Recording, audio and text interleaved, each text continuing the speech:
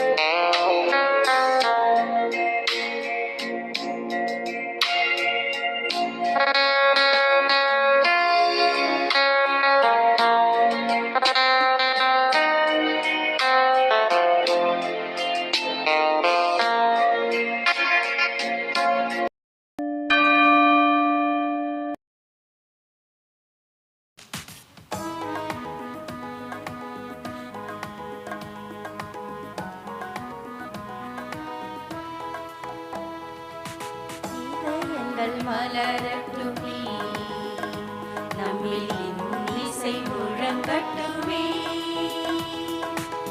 இதயங்கள் மலரட்டுமே, நம்மில் இன்னிசை முழங்கட்டுமே. இறையருள் வளரட்டுமே, அது இசமெல்லாம் பரவட்டுமே. இதயங்கள் மலரட்டுமே, நம்மில் இன்னிசை முழங்கட்டுமே.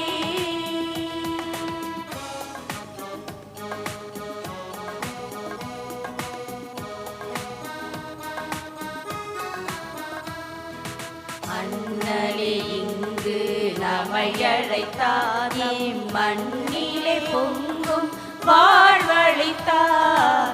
அண்ணலே இங்கு நம்மை அழைத்தாயும் மண்ணிலே பொங்கும் வாழ்வழித்தார். வரையில்லா வரங்களை நமக்களித்தார், வரையில்லா வரங்களை நமக்களித்தார். தம் கரையில்லா கருணை நம்மை மீட்டார். இதயங்கள் மலரட்டுமே, நம்மில் இன்னிசை முழங்கட்டுமே.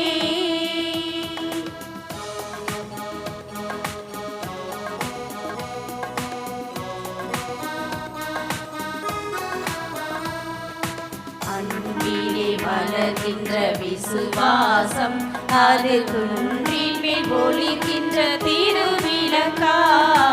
அன்பிலே வளர்கின்ற விசுவாசம், அது குன்றின் மேல் ஒளிக்கின்ற திருவிளக்கா.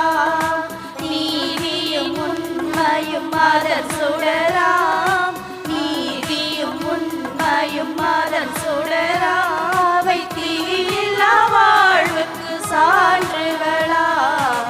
இதயங்கள் மலரட்டுமே, நம்மில் இன்னிசை முழங்கட்டுமே.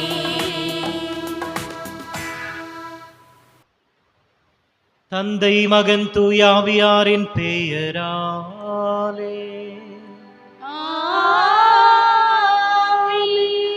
நம் ஆண்டவராகிய இயேசு கிறிஸ்துவின் அருளும் கடவுளின் அன்பும் தூயாவியாருடைய நட்புறவும் உங்கள் அனைவரோடும் இருப்பதாக.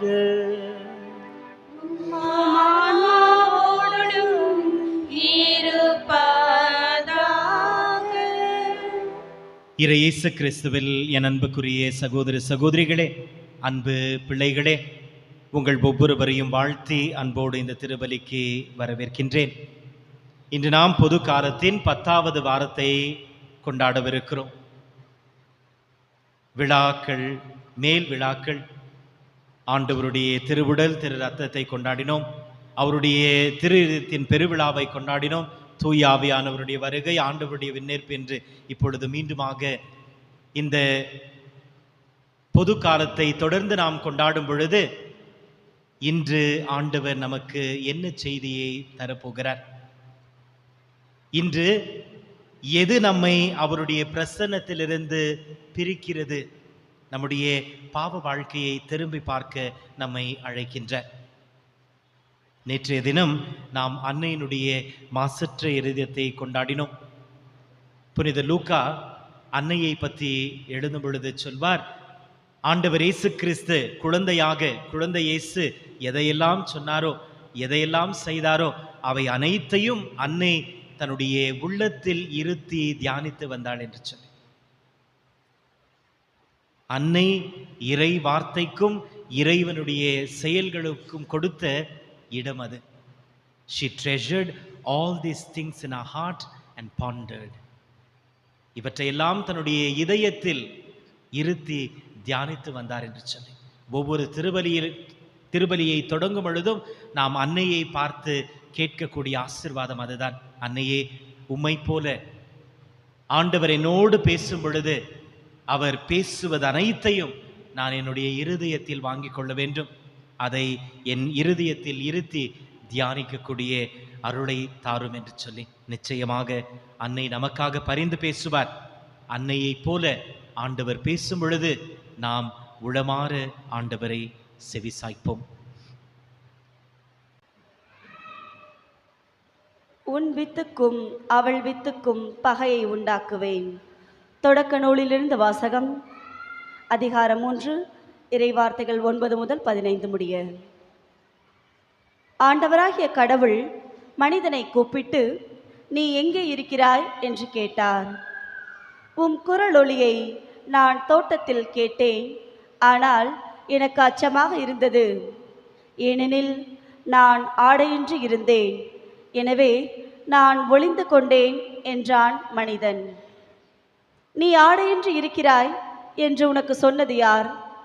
நீ உண்ணக்கூடாது என்று நான் விலக்கிய மரத்திலிருந்து நீ உண்டாயோ என்று கேட்டார். அப்பொழுது அவன், என்னுடன் இருக்கும்படி நீர் தந்த அந்த பெண் மரத்தின் கனியை எனக்கு கொடுத்தாள், நானும் உண்டேன் என்றான். ஆண்டவராகிய கடவுள், நீ ஏன் இவ்வாறு செய்தாய் என்று பெண்ணை கேட்க, அதற்கு பெண், பாம்பு என்னை ஏமாற்றியது, நானும் உண்டேன் என்றாள். ஆண்டவராகிய கடவுள் பாம்பிடம், நீ இவ்வாறு செய்ததால் கால்நடைகள், காட்டு விலங்குகள் அனைத்திலும் சபிக்கப்பட்டிருப்பாய். உன் வயிற்றினால் ஊர்ந்து உன் வாழ்நாளெல்லாம் புழுதியை தின்பாய். உனக்கும் பெண்ணுக்கும் உன் வித்துக்கும் அவள் வித்துக்கும் பகையை உண்டாக்குவேன். அவள் வித்து உன் தலையை காயப்படுத்தும், நீ அதன் குதிகாலை காயப்படுத்துவாய் என்றார். இது ஆண்டவர் வழங்கும் அருள்வாக்கு. இறைவா, உமக்கு நன்றி. பதிலுரை பாடல். பேரன்பும் மீட்பும் ஆண்டவரிடமே உள்ளன. பேரன்பும் மீட்பும் ஆண்டவரிடமே உள்ளன. ஆண்டவரே, ஆழ்ந்த துயரத்தில் இருக்கும் நான் உம்மை நோக்கி மெண்டாடுகிறேன். ஆண்டவரே, என் மெண்டாட்டுக்கு செவிசாய் தருளும். என் விண்ணப்ப குரலை உம்முடைய செவிகள் கவனத்துடன் கேட்கட்டும். பல்லவி. பேரன்பும் மீட்பும் ஆண்டவரிடமே உள்ளன. ஆண்டவரே, நீர் எம் குற்றங்களை மனதில் கொண்டிருந்தால் யார்தான் நிலைத்து நிற்க முடியும்? நீரோ மன்னிப்பு அளிப்பவர், மனிதரும் உமக்கு அஞ்சி நடப்பர். பல்லவி. பேரன்பும் மீட்பும் ஆண்டவரிடமே உள்ளன. ஆண்டவருக்காக ஆவலுடன் நான் காத்திருக்கின்றேன். என் நெஞ்சம் காத்திருக்கின்றது. அவரது சொற்களுக்காக ஆவலுடன் காத்திருக்கின்றேன். பல்லவி. பேரன்பும் மீட்பும் ஆண்டவரிடமே உள்ளன. விடியலுக்காய் காத்திருக்கும் காவலரை விட, ஆம், விடியலுக்காய் காத்திருக்கும் காவலரை விட என் நெஞ்சம் என் தலைவருக்காய் ஆவலுடன் காத்திருக்கின்றது. பல்லவி. பேரன்பும் மீட்பும் ஆண்டவரிடமே உள்ளன. இஸ்ராயலரே, ஆண்டவரை நம்பியிரு. பேரன்பு ஆண்டவரிடமே உள்ளது. மிகுதியான மீட்பு அவரிடமே உண்டு. எல்லா தீவினையிலும் இஸ்ராயலரை மீட்பவர் அவரே. பல்லவி. பேரன்பும் மீட்பும் ஆண்டவரிடமே உள்ளன. நான் கடவுள் மீது நம்பிக்கையோடு இருந்தேன், ஆகவே பேசினேன். திருத்தூதர் பவுல் கொரிந்தியருக்கு எழுதிய 2ஆம் திருமுகத்திலிருந்து வாசகம். சகோதர சகோதரிகளே, நான் கடவுள் மீது நம்பிக்கையோடு இருந்தேன், ஆகவே பேசினேன் என்று மறைநூலில் எழுதியுள்ளது. அதற்கேற்ப நம்பிக்கை மனப்பான்மை கொண்டுள்ள நாங்களும் நம்புகிறோம், ஆகவே பேசுகிறோம். ஆண்டவர் இயேசுவை உயிர்த்தெழ செய்த கடவுளே எங்களையும் அவரோடு உயிர்த்தெழ செய்து அவர் திருமுன் நிறுத்துவார், உங்களையும் அவ்வாறே நிறுத்துவார் என்பது எங்களுக்கு தெரியும். இவை அனைத்தும் உங்கள் நன்மைக்கே நிகழ்கின்றன. இறையருள் பெறுவோரின் தொகை பெருக பெருக அவர்கள் கடவுளுக்கு செலுத்தும் நன்றியும் பெருகும். இதனால் கடவுள் போற்றி புகழப்படுவார். எங்கள் உடல் அழிந்து கொண்டிருந்தாலும் எங்கள் உள்ளார்ந்த இயல்பு நாளுக்கு நாள் புதுப்பிக்கப்பட்டு வருகிறது. எனவே நாங்கள் மனம் தளர்வதில்லை. நாம் அடையும் இன்னல்கள் மிக எளிதில் தாங்கக்கூடியவை. அவை சிறிது காலம்தான் நீடிக்கும், ஆனால் அவை ஈடு இணையற்ற மாட்சியை விளைவிக்கின்றன. அம்மாட்சி என்றென்றும் நிலைத்திருக்கும். நாங்கள் காண்பவை நாங்கள் காணாதவை நோக்கியே வாழ்கிறோம். காண்பவை நிலையற்றவை, காணாதவை என்றென்றும் நிலைத்திருப்பவை. நாம் இவ்வுலகில் குடியிருக்கும் உடலாகிய கூடாரம் அழிந்து போனாலும் கடவுள் மீது கிடைக்கும் வீடு ஒன்று விண்ணகத்தில் நமக்கு உண்டு. அது மனித கையால் கட்டப்படாதது, நிலையானது என்பது நமக்கு தெரியும் அல்லவா? இது ஆண்டவர் வழங்கும் அருள்வாக்கு.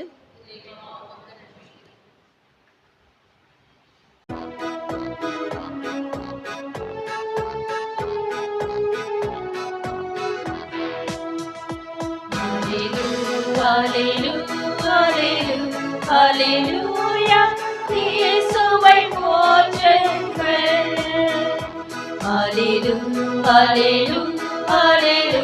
ஹல்லேலூயா, இயேசுவை போற்றுங்கள்.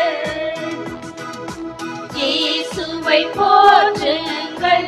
ஹல்லேலூயா, இயேசுவை போற்றுங்கள். ஹல்லேலூயா, இயேசுவை போற்றுங்கள். ஹல்லேலூயா, இயேசுவை போற்றுங்கள். இவ்வுலகின் தலைவன் வெளியே துரத்தப்படுவான். நான் மண்ணிலிருந்து உயர்த்தப்படும் போது அனைவரையும் என்பால் ஈர்த்து கொள்வேன் என்கிறார் ஆண்டவர்.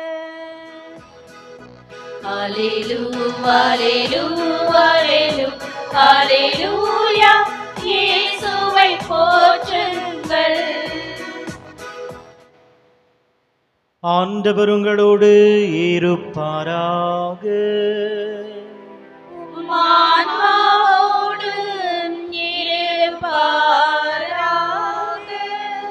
தூய மார்க்கு எழுதிய பரிசுத்த நற்செய்தியிலிருந்து வாசகம். ஆண்டவரே, மாட்சி உமக்கே.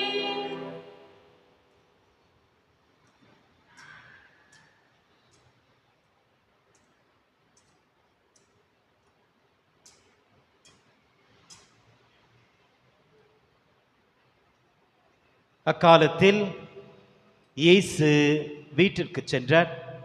மீண்டும் மக்கள் கூட்டம் வந்து கூடியதால் அவர்கள் உணவு அருந்தவும் முடியவில்லை.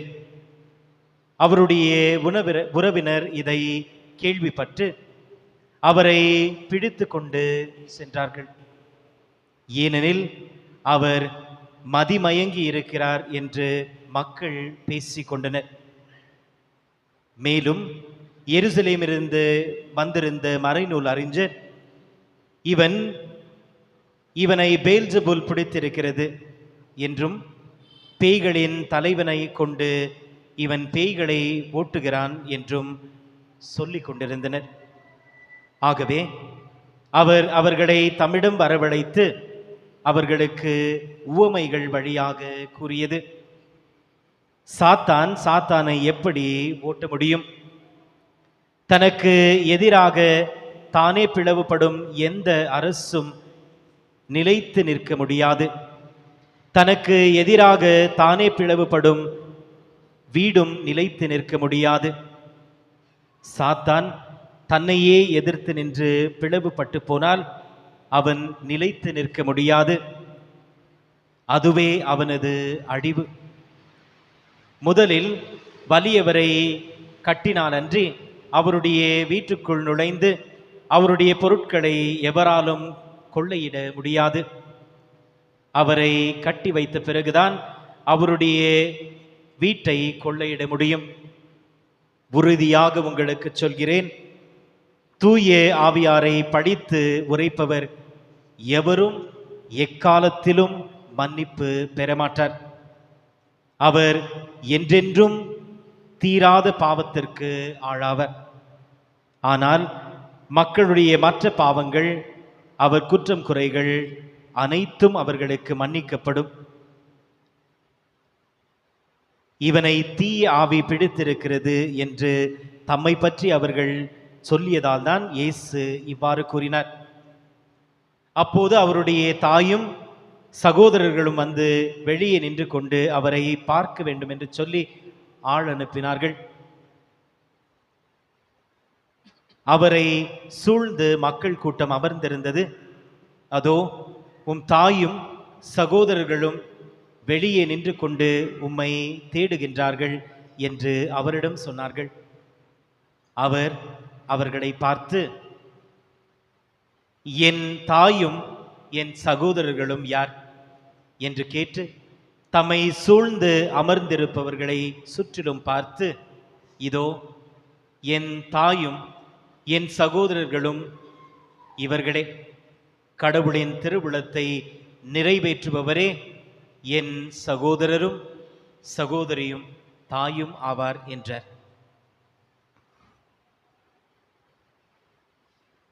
இது கிறிஸ்துவின் நற்செய்தி. கிறிஸ்துவே உமக்கு புகழ். இயேசு கிறிஸ்துவில் என் அன்புக்குரிய சகோதர சகோதரிகளே, அன்பு பிள்ளைகளே, தந்தையாகிய இறைவனுடைய கேள்வி ஆதாமை பார்த்து இந்த முதல் வாசகத்தில், ஆதாமே நீ எங்கே இருக்கிறாய்? Adam, where are you? இறைவனின் தேடும் குரல். ஆதாம் இப்பொழுது இறைவனோடு இல்லை. இறைவனோடு உறவாடி கொண்டிருந்த ஆதாம் இப்பொழுது இறைவனோடு இல்லை. இறைவன் ஆதாமை தேடிக்கொண்டிருக்கிறார். ஆதாம் நீ எங்கே இருக்கிறாய் என்று. அன்று தேடத் தொடங்கிய இறைவன் இன்று வரை யாரெல்லாம் இறைவனை விட்டு தூரம் செல்கிறார்களோ அவர்களை தேடிக்கொண்டேதான் இருக்கிறார். அவருடைய குரல் இன்றும் நம் ஒவ்வொருவரையும் பார்த்து நீ எங்கே இருக்கிறாய் என்று கேட்டுக்கொண்டுதான் இருக்கிறது. திருபலியின் தொடக்கத்தில் சொன்னது போல, எது நம்மை இந்த இறை பிரசன்னத்திலிருந்து பிரிக்கிறது என்பதற்கான விடையை இன்றைய முதல் வாசகமும் நற்செய்தியும் நமக்கு கொடுக்கிறது. முதல் வாசகத்தில் ஆதாம் மற்றும் ஏவாளுடைய பாவத்தை பற்றி வாசிக்க கேட்டோம். அந்த பாவம் செய்த பிறகு அவர்கள் ஒளிந்து கொண்டிருக்கிறார்கள். பாவம் அவர்களை இறைவனிடமிருந்து பிரித்து விட்டிருக்கிறது. இந்த பாவத்தினுடைய விளைவுகளை நாம் 4 விதங்களாக பார்க்கலாம். என்ன விளைவுகளை இந்த பாவம் நமக்கு செய்கிறது? ஒவ்வொருவரும் இந்த விளைவுகளை நாம் அனுபவித்திருக்கிறோம்.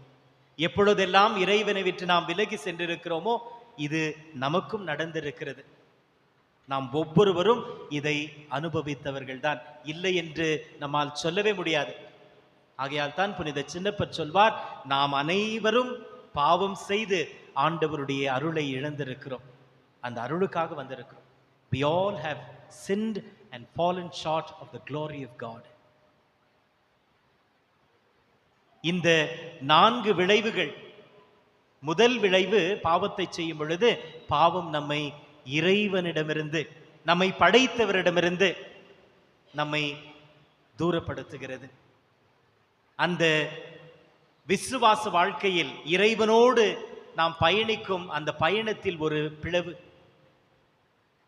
அதைதான் இறைவனுடைய கேள்வியில் நாம் இன்று பார்க்கிறோம். ஆதாமே, நீ எங்கு இருக்கிறாய்? என்னோடு இருக்க வேண்டும், நீ இப்பொழுது என்னோடு இல்லை, நீ எங்கு இருக்கிறாய் என்று ஆதாமை பார்த்து இறைவன் கேட்கிறார்.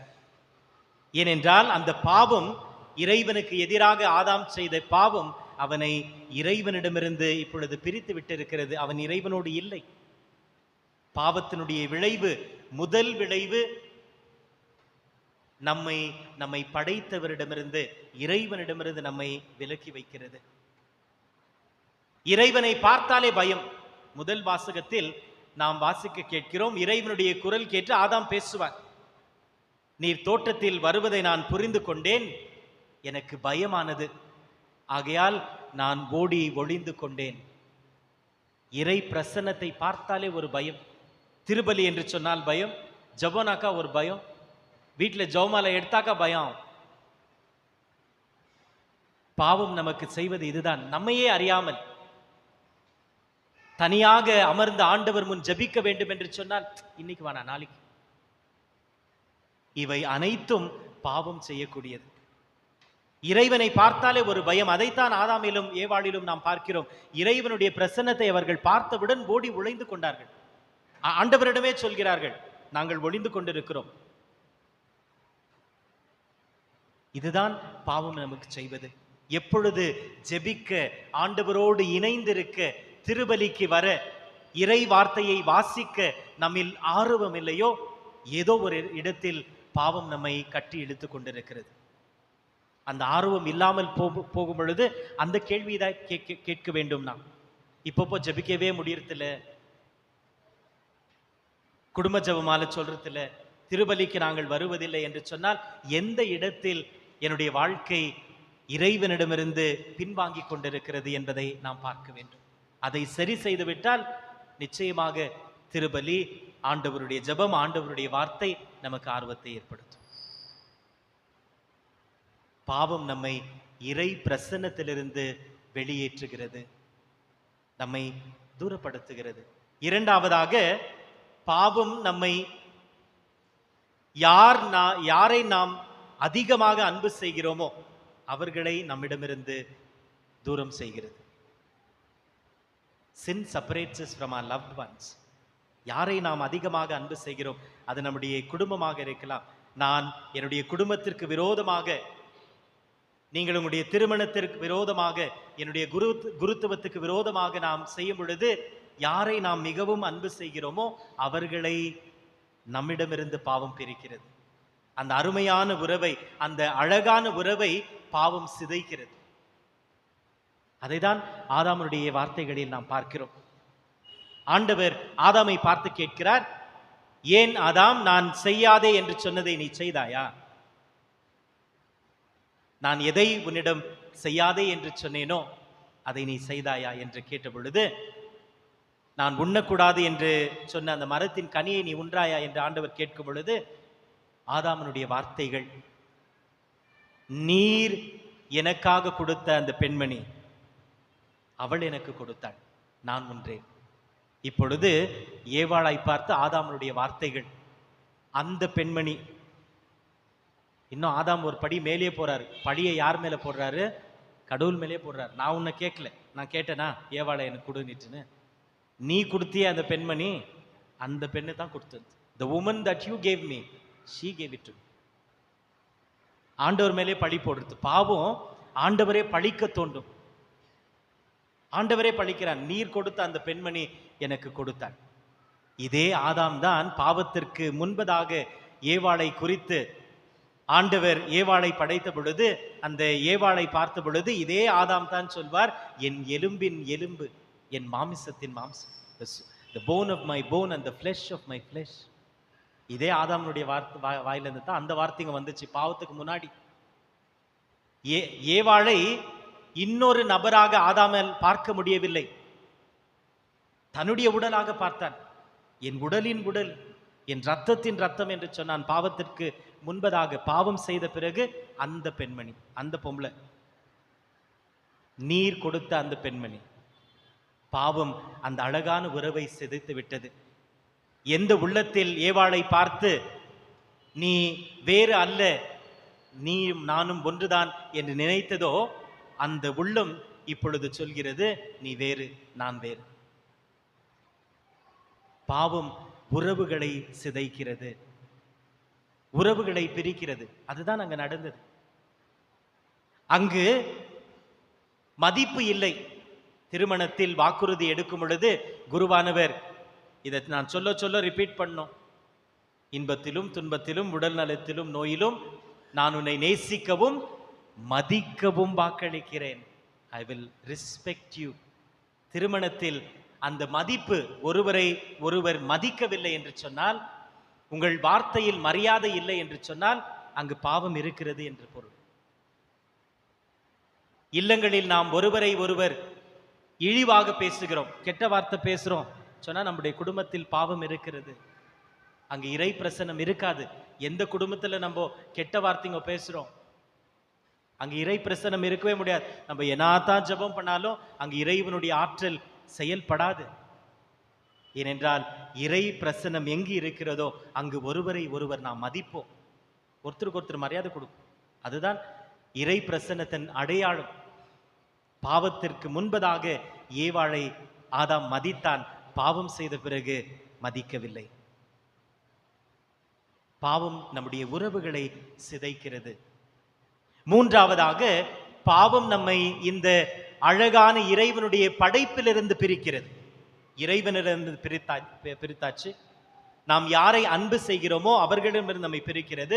மூன்றாவதாக, பாவம் நம்மை இந்த இறைவனுடைய அழகான படைப்பிலிருந்து நம்மை பிரிக்கிறது. பாவம் செய்த பிறகு ஆண்டவர் சொல்வார், இனிமேல் இந்த இடத்தில் உங்களுக்கு, இந்த ஏதேன் தோட்டத்தில் உங்களுக்கு இடமில்லை, வெளியே போங்க. என்னுடைய படைப்பை நீங்கள் முழுமையாக இப்பொழுது அனுபவிக்க முடியாது. இந்த சின்ன குழந்தைங்க பாருங்களேன், எதை பார்த்தாலும் சந்தோஷப்படுவாங்க. ஒரு குருவி போச்சுன்னா அதை பார்த்து சந்தோஷப்படுவாங்க, ஒரு நாய் பார்த்தா சந்தோஷப்படுவாங்க, எதெல்லாம் அவங்க சுத்தி இருக்குதோ அதெல்லாம் பார்த்தா சந்தோஷப்படுவாங்க. பாவம் இல்லாத பொழுது எதை பார்த்தாலும் நமக்கு ஆண்டவர் தரும் அந்த சந்தோஷத்தை நாம் அனுபவிக்கும்.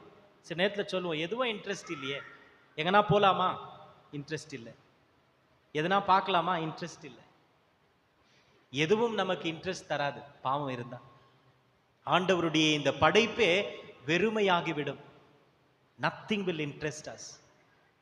ஆனா இந்த குழந்தைங்களை பார்த்தீங்கன்னா எல்லாம் இன்ட்ரெஸ்ட் ஆகும். ஒரு சின்ன எறும்பு போச்சுன்னா கூட அதை பார்த்துன்னு உட்காந்து, அது கூட ஆடின்னு உட்காந்து. பாவம் எங்கு இல்லையோ அங்கு எதை பார்த்தாலும் நாம் சந்தோஷப்படுவோம். அப்படித்தான் ஆதாமும் ஏவாளும் இருந்தார்கள் பாவத்திற்கு முன்பதாக அந்த ஏதேன் தோட்டத்தில். ஆண்டவர் இப்பொழுது சொல்கிறார், நீங்கள் பாவம் செய்த பிறகு இங்கு உங்களுக்கு இடமில்லை. என்னுடைய படைப்பின் அந்த ஆனந்தத்தை, அந்த மகிழ்ச்சியை இனிமேல் உங்களால் முழுமையாக சுவைக்க முடியாது. எங்கன்னா போகணும்னா நம்ம பார்த்து சந்தோஷப்படுறோம் இல்லையா, கடலை பார்த்து சந்தோஷப்படுறோம், மழையை பார்த்து சந்தோஷப்படுறோம். அந்த உள்ளத்தில் அந்த சந்தோஷம் வரும் பொழுது அது இறை பிரசன்னத்தை குறிக்கிறது. ஏனென்றால் நாம் எதையெல்லாம் பார்க்கிறோமோ அதையெல்லாம் படைத்தவர் இறைவன். அதை பார்த்து நாம் மகிழும் பொழுது இறைவனுடைய கரங்களை ஆராதிக்கிறோம். இவை அனைத்தையும் படைத்த அவரை. ஆனால் பாவம் அவர்களை அந்த இறைவனுடைய படைப்பிலிருந்து பிரித்து விட்டது. நான்காவதாக, பாவம் நம்மை நம்மிடமிருந்து பிரித்து விடுகிறது. சில நேரத்தில் நம்ம சொல்றோம் இல்லையா, என்னை பார்த்தாலே எனக்கு பிடிக்க மாட்டேங்குது, என்னை பார்த்தாலே எனக்கு பிடிக்க மாட்டேங்குது. சில பேர் சொல்லுவாங்க, கண்ணாடியில் நான் என் மூஞ்சி பார்க்கறதே இல்லை. எப்பொழுது நான் என்னை பார்த்து மகிழ்கிறேனோ, கண்ணாடியில் நம்மளை பார்த்துட்டு சந்தோஷமா, உன்னை பார்க்கும்போது எனக்கு சந்தோஷமா இருக்குது, நம்மளை பார்த்து நம்ம சொல்லணும். கண்ணாடியில் நம்ம முகத்தை பார்க்கும்போது நம்ம சொல்லணும், உன்னை பார்த்தா எனக்கு சந்தோஷமா இருக்கு.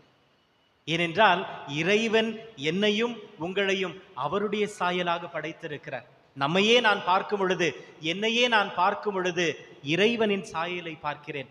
என்னை படைத்தவரை என்னுள் பார்க்கிறேன். என்னை படைத்தவரை என்னுள் நான் பார்க்கும் பொழுது என்னையே நான் அர்ப்பணிப்பேன். வரியை நாங்கள் செலுத்துவது முறையா இல்லையா என்று ஒரு கேள்வியை எழுப்பும் பொழுது ஆண்டவர் என்ன சொல்வார்? நீங்கள் வரி செலுத்தும் அந்த நாணயத்தை கொண்டு வாருங்கள். அப்பொழுது என்ன சொல்வாரு? இதுல யாருடைய முகத்தை பார்க்கறீங்க? சீசருடைய முகத்தை பார்க்கிறீர்கள். அப்பொழுது ஆண்டவர் சொல்வார், சீசருக்குரியதை சீசருக்கும், இறைவனுக்கு உரியதை இறைவனுக்கும் கொடுங்கள் என்று சொல்வார். அப்பொழுது இறைவனுக்கு உரியது என்றால் என்ன? நாம் ஒவ்வொருவரையும் பார்க்கும் பொழுது, எப்படி அந்த நாணயத்தை பார்க்கும் பொழுது அங்கு சீசருடைய முகம் பதிக்கப்பட்டிருக்கிறதோ, நம்மை பார்க்கும் பொழுது இறைவனுடைய சாயல் நம்மில் பதிக்கப்பட்டிருக்கிறது. நாம் இறைவனுக்கு உரியவர்கள், அவருக்கே உரியவர்கள். We bear the image of God. அவருக்கு உரியவர்கள். இந்த பாவம் நம்மையே நாம் வெறுக்க செய்கிறது. என்னை பார்த்தால் எனக்கே பிடிப்பதில்லை. அதைதான் ஆதாமும் ஏவாளும் அனுபவிக்கிறார்கள். பாவம் செய்த பிறகு அவர்கள் தங்களையே பார்த்து வெட்கப்படுகிறார்கள். They were ashamed of themselves. பாவம் நம்மை வெட்கப்பட செய்கிறது, நம்மை தலகுனிய செய்கிறது. நம்மையே பார்த்தால் நமக்கு ஒரு வெறுப்பு.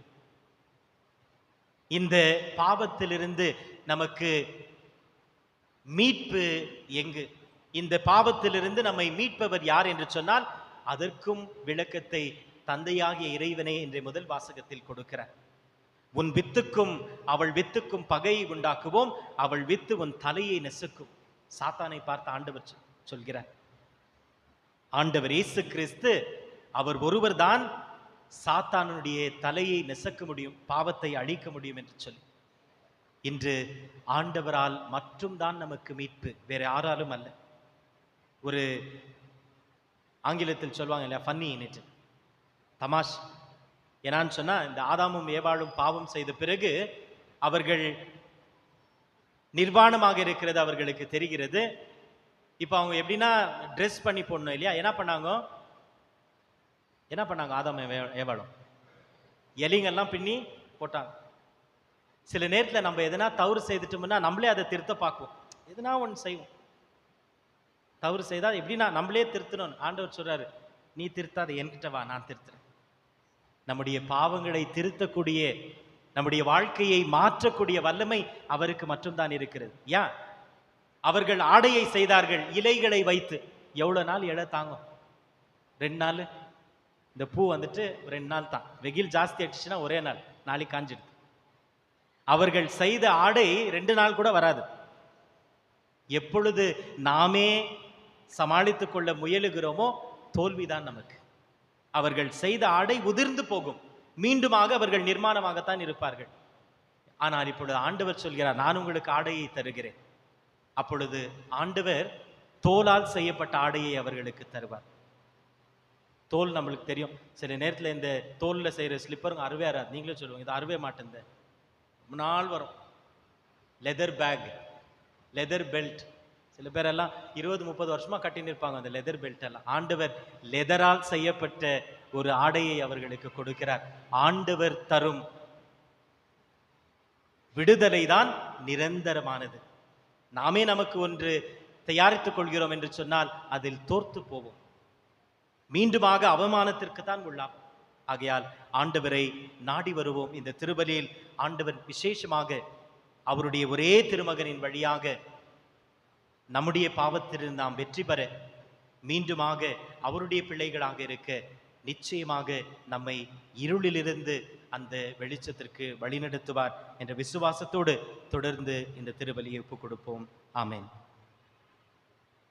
சகோதரிகளே, நம்மை மிகுதியாக அன்பு செய்யும் தந்தையின் பிரசன்னத்தில் இருக்கிறோம் என்பதை உணர்ந்து நம்முடைய விண்ணப்பங்களையும் ஜெபங்களையும் விசுவாசத்தோடு அவரிடம் எடுத்துச் சொல்வோம். உங்கள் பதில் ஆண்டவரே எங்கள் மன்றாட்டை கேட்டருளும். ஆண்டவரே எங்கள் மன்றாட்டை கேட்டருளும். அன்பின் அருட்சுனையே இறைவா, எங்கள் திருத்தந்தை பிரான்சிஸ், எமது பேராயர், ஏனைய ஆயர்கள், திருப்பணியாளர்கள், கன்னியர், துறவியர் அனைவரும் தமது வாழ்வில் சந்திக்கும் அனைத்து தடைகளையும் தாண்டி துணிவுடன் தமது இறைப்பணியை தொடர்ந்து செய்ய அருள் தர வேண்டும் என்று இறைவா உம்மை மன்றாடுகிறோம். ஆண்டவரே எங்கள் மன்றாட்டை கேட்டருளும். அருட்கொடை வள்ளலே இறைவா, உம்மிடம் இருந்து அளவற்ற நன்மைகளை பெற்றுக்கொண்ட நாங்கள் உமது விழுமியங்களை பின்பற்றி நடப்பவர்களாக, உமக்கு நன்றியுள்ள சாட்சிகளாக எந்நாளும் வாழ்ந்திடவும் வரமருள வேண்டும் என்று இறைவா உம்மை மன்றாடுகிறோம். ஆண்டவரே எங்கள் மன்றாட்டை கேட்டருளும். வரம் பல வழங்கிடும் இறைவா, நாங்கள் அயலாரை அநியாய தீர்ப்புக்கு ஆளாக்காமலும் வீண்பழி சுமத்தாமலும் பிறரின் துன்பத்தில் இன்பம் காணாமலும் நடந்திடவும் உமது அன்பை எங்கள் வாழ்வில் வெளிப்படுத்தி அயலாரில் அதனை செயல்படுத்தவும் உதவிட வேண்டும் என்று இறைவா உம்மை மன்றாடுகிறோம். ஆண்டவரே எங்கள் மன்றாட்டை கேட்டருளும். வாழ்வழிக்கும் இறைவா, பெருகி வரும் வன்முறைகள், பாலியல் கொடுமைகள், கடன் சுமைகள், வேலையில்லா திண்டாட்டம், வறுமை ஆகியவற்றின் நடுவில் வாழும் எங்களுக்கு நீரே ஆதரவாயிருந்து மகிழ்வான நிறைவான வாழ்வை தந்திட வேண்டும் என்று இறைவா உம்மை மன்றாடுகிறோம். ஆண்டவரே எங்கள் மன்றாட்டை கேட்டருளும். நம்முடைய தனிப்பட்ட தேவைகளுக்காக ஜெபிப்போம்.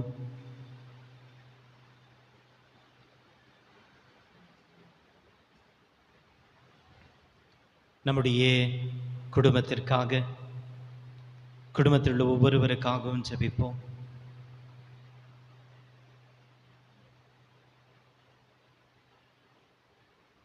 நோயுற்றோருக்காக ஜெபிப்போம்.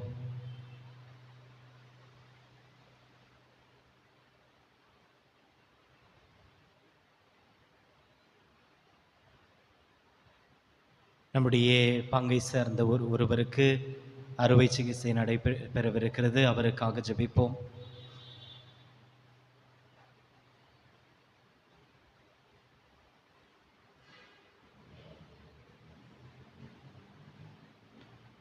எனக்காக ஜெபியுங்கள் என்று நம்மிடம் கேட்டுக்கொண்டிருப்போருக்காக ஜெபிப்போம்.